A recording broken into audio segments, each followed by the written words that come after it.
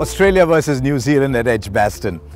A match between two teams that have pretty strong feelings about playing against each other. Australia have always looked upon New Zealand as a little kid brother. New Zealand don't like it. And yet no team has beaten another as often as Australia have beaten New Zealand. 90 times in all. And that tells you that when Australia take the field, they'll feel absolutely confident about taking on New Zealand. I know in recent times, New Zealand have enjoyed a pretty decent record against Australia. But that's because Australia have picked some very unusual, chaotic teams. So that's given them that particular feeling. But they're playing in Edgbaston. It's a ground that the bowlers should like to turn up on and bowl.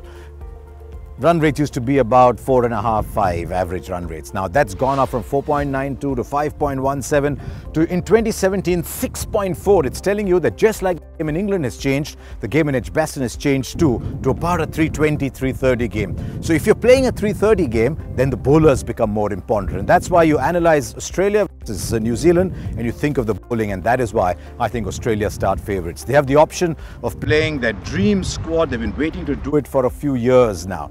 Play Stark, Pattinson, Hazelwood and Cummins. It helps that two of them can bat as well. And what that will do, if they do play those four, is every time a New Zealand batsman comes out to bat, they've got one quality fast bowler up at him all the time. So that is why I believe Australia start favourites. I think there's a couple of key players there with so many thrown around. David Warner likes batting against New Zealand, so up at the top of the order to get them off on a really good batting surface. New Zealand will have to control David Warner, and I think the entire Champions Trophy, everybody playing in it, watching it, is looking to see how Mitchell Starc will come back and bowl. If he's bowling well, Australia are a different side.